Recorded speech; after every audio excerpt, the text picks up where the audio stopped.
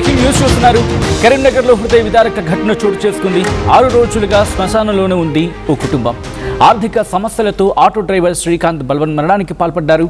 12 రోజుల వరకు ఇంట్లోకి రావద్దంటూ ఇంటి ఓనర్ అక్కడ ఆర్డర్స్ని పాస్ చేశాడు ఏకంగా. దీంతో 2 పిల్లలతో శ్మశాన వాటికలోనే శ్రీకాంత్ భార్య ఉండిపోయింది. ప్రభుత్వం ఆదుకోవాలని ఆ కుటుంబం కోరుకుంటోంది. ఎక్కడున్నాం? సమాజాన్ని శ్మశానంలోకి నెట్టేద్దాం అనుకుంటున్నామా? ఆ ఓనర్ ఏమనుకుంటూ ఉన్నాడు? ఇంకా ఏ జమానా ఇది? ఆల్రెడీ మనిషిపోయిన దుఃఖంతో ఆ కుటుంబం గుండెలు పగిలేలా ఏడుస్తూ ఉంటే ఇంట్లోకి రానివ్వరా? రేపు నువ్వు కూడా వెళ్ళాల్సింది అక్కడికే కదా అని ఎవరైనా అడిగితే ఆ వ్యక్తి దగ్గర సమాధానం ఉందా? 6 రోజులుగా శ్మశానంలో ఆ కుటుంబం ఉందా? ఆర్థిక సమస్యలతో ఆటో డ్రైవర్ శ్రీకాంత్ బలవన్ మరణానికి పాల్పడ్డారు. ఇంటి దిక్కును కోల్పోయిన కొండంత దుఃఖంలో ఆ కుటుంబం ఉంటే 12 రోజుల వరకు ఇంట్లోకి రావద్దంటూ ఇంటి ఓనర్ శాసించాడంటే ఏకంగా. 2 పిల్లలతో శ్మశాన వాటికలోనే శ్రీకాంత్ భార్య ఉంది. ప్రభుత్వం ఆదుకోవాలని చెప్పి ఆ బాధిత కుటుంబం కోరుతుంది. ఒకసారి చూడండి, ఆ కుటుంబం దుఃఖం. ఆల్రెడీ కొండంత అండను కోల్పోయింది. ఉన్న గూటికి దిక్కులేదు. ఒకసారి విజువల్స్ చూద్దాం.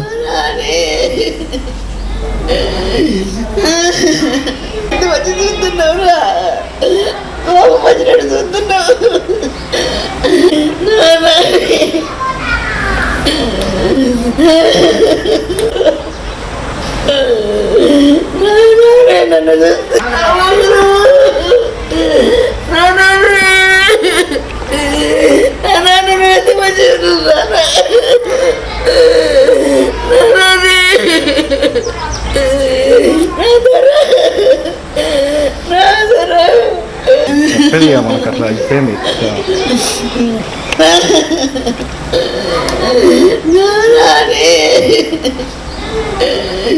ఆ దృశ్యాలు కేవలం కరీంనగర్ మాత్రమే కాదు, ఆ కుటుంబాన్ని మాత్రమే కాదు, ఈ కథలను చూసే ప్రతి ఒక్కరి గుండెని మెలిపెడుతూ ఉంటాయి. గుండెను పిండేసే ఘటనది. శ్మశాన వాటికలో ఆ కుటుంబం ఉండడం అంటే ఎంత దౌర్భాగ్యం ఇది. The society should react. It must react. ఈ కథను మిమ్మల్ని కాస్త కలవరపరచవచ్చు. అయితే మిమ్మల్ని కలవరపడకు గురి చేయడం ఆర్టీవీ ఉద్దేశం కాదు. కానీ ఇటువంటి కథనాలు చూసినప్పుడు కాస్త కలవరపడకు గురే అవకాశం ఉంటుంది. కాబట్టి దీనికి సంబంధించి తగిన జాగ్రత్తలు తీసుకోవాలని ఆర్టీవీ సూచించడం జరుగుతోంది. దిస్ ఈస్ ఆ disturbing content video description is highly advised. ఒక్కసారి చూడండి, ఆ కుటుంబం ఎంతలా రోధిస్తోందో. ఇలా ఎలా వెళ్ళిపోతావంటూ ఆ కుటుంబం బాధపడుతూ ఉంటే, ఆ కుటుంబం గుండెలు పగిలి ఏడుస్తూ ఉంటే, ఇంతలోనే నీకేం వచ్చిందయ్యా ఓనర్? ఏంటి ఓనర్? ఎవరికి ఓనర్? పోనీ ఆ ఇల్లు అయినా శాశ్వతంగా నువ్వు పోయినప్పుడు కూడా పట్టుకుపోతావా? కాదు కదా. ఇది అక్కడ వాళ్ళు ప్రశ్నిస్తోంది. 12 రోజులు ఇంట్లోకి రాకూడదా? ఏ ప్రపంచంలో ఉన్నాం? భూమి మీద ఉన్నాం కదా. ఇంకా వాళ్ళు భూమి మీద ఉన్నారు, నువ్వెందుకు భూమి మీద ఉండడం? వెళ్ళిపో, ఏ యూనివర్సిటీకి వెళ్ళిపో అని చెప్పి వాళ్ళు ప్రశ్నిస్తే, ఈ ఘటన అందరినీ కలిచివేస్తోంది తీవ్రంగా. ఇది అంశానికి సంబంధించి పూర్తి సమాచారం తెలుసుకునే ప్రయత్నం చేద్దాం. మా ప్రతినిధి చంద్రశేఖర్ అప్డేట్స్ అందించేందుకు సిద్ధంగా ఉన్నారు. చంద్రశేఖర్, ఈ ఘటన తర్వాత మానవ సంఘాలు ఏవైనా హ్యూమన్ రైట్స్ అక్కడ హ్యూమన్ రైట్స్ సంబంధించి యాక్టివిస్టులు ఎవరైనా రియాక్ట్ అయ్యారా? ఆ వ్యక్తిని, ఆ ఓనర్ని ప్రశ్నించడం జరుగుతోందా?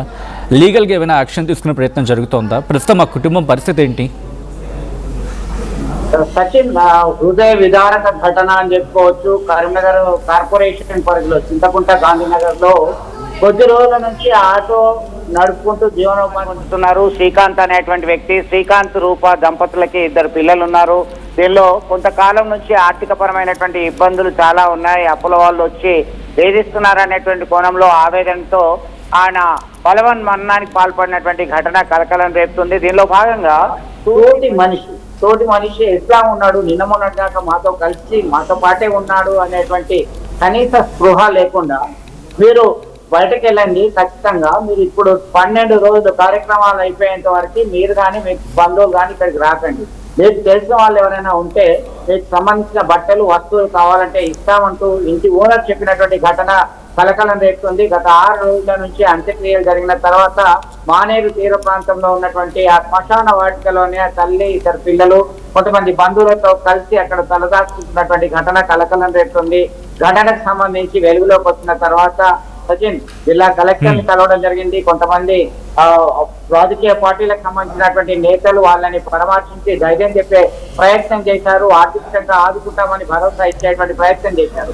అయినప్పటికీ తమ ఇంటి పెద్ద, కుటుంబ పెద్ద లేనటువంటి పరిస్థితిలో ఇద్దరు చిన్నపిల్లలను పట్టుకొని అమ్మ నాన్న ఇక్కడ ఎందుకు ఇక్కడ ఉంటున్నామంటే ఏం చెప్పాలో తెలియనటువంటి స్థితిలో ఆ తల్లి ఆవేదన మనం వర్ణించడం కూడా కష్టమవుతున్నటువంటి పరిస్థితి సచిన్. దీంట్లో భాగంగా ఖచ్చితంగా మానవతావాదులు అలాగే చట్టాలు కఠినంగా అమలు చేయాలి. ఇప్పుడు ఈ ఆధునిక కాలంలో సైతం మూఢనమ్మకాలతో కొట్టుమిట్టాడుతున్నారు. ఇంట్లోకి వస్తే ఏమైతుంది? ఇప్పుడు ఇవాళ అతను పోయాడు, రేపు ఇతను కూడా అనేటువంటి కోణంలో విమర్శలు తీవ్రంగా అవుతున్నటువంటి పరిస్థితి. దీన్ని దృష్టిలో పెట్టుకొని గత కొంతకాలం క్రితమే కరీంనగర్ హౌసింగ్ బోర్డు కాలనీ ప్రాంతంలో ఒకటి కర్మకాండల నిలయం అనేది సైతం ఏర్పాటు చేయడం జరిగింది. ఎవరికైతే సొంత ఇల్లు లేదో, ఇంటి యజమానులతో ఇబ్బంది ఉందో అక్కడికి వెళ్ళి ఫార్మాలిటీస్ అక్కడ ఉండి వారం 10 రోజుల పాటు ఉండడానికి సైతం అవకాశాలు ఉన్నటువంటి సందర్భం ఉంది. బహుశా వారి దృష్టికి రాలేదు. అయితే కరీంనగర్ మేయర్ దృష్టికి సైతం మనం తీసుకెళ్లడం జరిగింది. త్వరలోనే దీన్ని అవసరమైతే ₹1 కోట్ల వ్యయంతో అయినా సరే ఇలాంటి వారికి ఇబ్బంది లేకుండా మేము చూసుకుంటాం, త్వరలోనే ఈ పథకాన్ని అమలు చేయడానికి ప్రయత్నం చేస్తామని చెప్పేసి మేయర్ కొలగాని శ్రీనివాస్ సైతం చెప్పడం జరిగింది. మొత్తం మీద ఆ పలువురిని కంటతడి పెట్టించేటువంటి సంఘటనగా. అంటే చంద్రశేఖర్, ఆ ఓనర్కి సంబంధించి ఒక్కసారి మాట్లాడే ప్రయత్నం చేద్దాం. ఆ ఓనర్ ఏంటంటే ఏమైనా సాధారణంగా చూస్తూ ఉంటాం, సంప్రదాయబద్ధంగా ఇంట్లోకి రాకూడదు ఇలాంటి కండిషన్స్ పెడుతూ ఉంటారు. అటువంటి పరిస్థితి ఉందా? లేకపోతే ఇంటి కుటుంబం అంటే ఇంటి పెద్దను కోల్పోయారు కాబట్టి ఇక రెంట్ కట్టలేరు అలా అని చెప్పి వాళ్ళని ఇంటి నుంచి బయటకు పంపించేశారు? అక్కడ వాళ్ళు ఏమంటూ ఉన్నారు? At the same time owner ఏమైనా రియాక్ట్ అవుతున్నారా, మాట్లాడుతున్నాడా ఆ వ్యక్తి? ఆన్ రికార్డ్ గా ఎప్పుడు మాట్లాడడానికి ఆ సుముఖత వ్యక్తం చేయలేదు. కానీ మీరు అన్నట్టుగా రెంట్ కట్టే పరిస్థితి లేదు అనేటువంటి విషయాన్ని పక్కన పెడితే ప్రస్తుతం ఉన్నటువంటి ఆయన కుటుంబ పెద్ద మృతి చెందాడు. మృతి చెందినటువంటి కుటుంబ సభ్యులు వారికి 10-12 రోజుల పాటు ముట్టుడు అంటుంటాం మనం, మహిళ ఆ ముట్టుడులో ఉన్నారు. దీనిలో భాగంగా మీరు రావద్దు, ఇక్కడికి శుభ సూచకం కాదు అనేటువంటి కోణంలోనే వాళ్ళని రావద్దని చెప్పి అక్కడే ఉండాలి అని చెప్పేసి హుకుం జారీ చేశాడు. దీనిలో భాగంగా ఆ తర్వాత మీరు రావచ్చు, యథావిధిగా ఉండొచ్చు అని అంటున్నారు. ఈ కుటుంబాన్ని పెద్ద విషాదము అని చెప్పుకోవచ్చు సచిన్. దీనిలో భాగంగా స్పందించి తమకి ఇప్పటికీ చేయూత అందిస్తున్నటువంటి వారికి వారు కృతజ్ఞత తెలుపుతున్నారు. త్వరలోనే మేము బయటపడతాము అని చెప్పేసి ఆ మనోధైర్యం కూడగట్టుకునేటువంటి పరిస్థితి ఆ రూప అనేటువంటి ఆ తల్లి చేస్తున్నటువంటి పోరాటాన్ని మనం ఇక్కడ గుర్తు చేసుకోవాల్సినటువంటి అవసరం ఉంది. ఖచ్చితంగా కొంతమంది రాజకీయ పార్టీలకు సంబంధించినటువంటి నేతలు, కార్యకర్తలు ఇప్పటికే వారికి భరోసా ఇచ్చారు. అవసరమైనటువంటి బియ్యము, అవసరమైనటువంటి కొంత ఏం అవసరం ఉన్నా కానీ మేము మీకు అండగా ఉంటామని చెప్పేసి ధైర్యం చెప్తున్నారు. అయితే అక్కడ ఉన్నటువంటి పరిస్థితి వేరు. వాళ్ళకి కావాల్సింది భరోసా, ఈ డబ్బుల సహాయమే కాకుండా మమ్మల్ని ఖచ్చితంగా ఉన్న ఇంట్లో నుంచి కిరాయి ఉంటున్నప్పటికీ గత కొంతకాలం నుంచి అక్కడే మేము నివసిస్తున్నాము, రెంట్కి ఉంటున్నాము, అయినప్పటికీ ఆ ఇంటి యజమాని బయటకు పంపించారనేటువంటి ఆవేదన వారి మాటల్లోనే ఉన్నాం. ఇది దాదాపుగా కరీంనగర్ లాంటి కార్పొరేషన్ పరిధిలోనే చాలా మంది 50,000 మంది వరకు ఇతరత్ర ప్రాంతాల నుంచి వచ్చి సొంత ఇల్లు లేనటువంటి వాళ్ళు ఉండేటువంటి పరిస్థితి ఉంది. రేపు ఎవరికైనా ఇలాంటి పరిస్థితి వస్తుంది, వాళ్ళ పరిస్థితి ఏంటి? గతంలో సైతం చాలా ఇలాంటి ఘటనలు జరిగాయి, అయినప్పటికీ ఎలాంటి చర్యలు, కఠినమైన చర్యలు తీసుకోలేదు. తీసుకుంటే ఇదంతా కూడా ఈ సామాజిక పరమైనటువంటి రుగ్మతలు రూపుమాపి వారికి కనీసం భరోసా ఇవ్వకపోయినా ఇబ్బంది పెట్టేటువంటి పరిస్థితి తలెత్తకుండా ఉంటుంది కదా అని చెప్పేసి చర్చ జరుగుతున్నటువంటి పరిస్థితి. రైట్ చంద్రశేఖర్, ఒక్కసారి మీరు లైన్లో ఉండే ప్రయత్నం చేయండి. ఈ కథనం మిమ్మల్ని కాస్త కలవరపరచచ్చు, అయితే మిమ్మల్ని కలవరపడ గురి చేయడం ఆర్టీవీ ఉద్దేశం కాదు. కానీ ఇటువంటి కథనాలు చూసినప్పుడు కాస్త కలవరపడ గురే అవకాశం ఉంటుంది కాబట్టి దీనికి సంబంధించి తగిన జాగ్రత్తలు తీసుకోవాలని ఆర్టీవీ సూచించడం జరుగుతుంది. కరీంనగర్లో హృదయ విదారక ఘటన చోటు చేసుకుంది. 6 రోజులుగా శ్మశాన వాటికలోనే ఉంది ఓ కుటుంబం. ఆర్థిక సమస్యలతో ఆటో డ్రైవర్ శ్రీకాంత్ బలవన్మరణానికి పాల్పడ్డారు. 12 రోజుల వరకు ఇంట్లోకి రావద్దంటూ ఇంటి ఓనర్ అక్కడ హుకుం జారీ చేశారు. దీంతో 2 పిల్లలతో శ్మశాన వాటికలోనుంది శ్రీకాంత్ భార్య. ప్రభుత్వం ఆదుకోవాలని ఆ కుటుంబం కోరుతోంది. ఒక్కసారి చూడొచ్చు, గుండెలు పగిలేలా ఆ కుటుంబం ఏడుస్తోంది.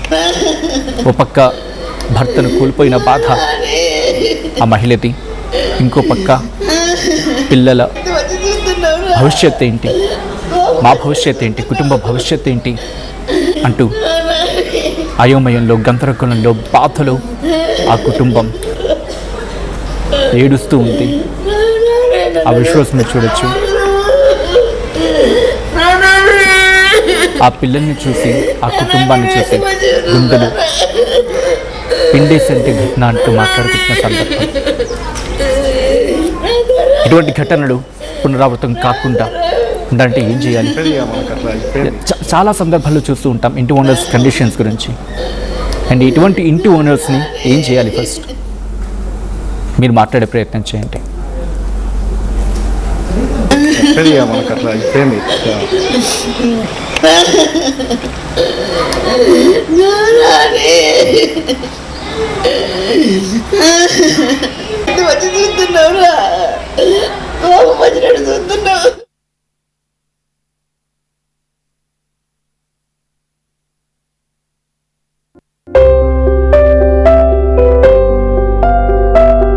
చిన్న చిన్న ఆనందాలు 35 ఏళ్లుగా నా జీవితంలో లేవు.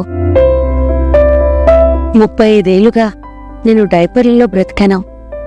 6 సెంటీమీటర్ల ఫిస్టులా నా మూత్రాశయంలో లీకు కారణమైంది. ఎవరూ నాకు సహాయం చేయలేకపోయారు. ఏఐఎన్యూలో వైద్యులను కలిసే వరకు. అక్కడ వారు రోబోటిక్ శస్త్రచికిత్సతో నాకు పరిష్కారం ఇచ్చారు. వారు నా ఆత్మవిశ్వాసాన్ని కూడా తిరిగిచ్చారు. Precision Care makes it possible. The Center for Robotic Surgery at AINU. Enriching the learning experience with the leaders and resources of the world. KL Global Business School.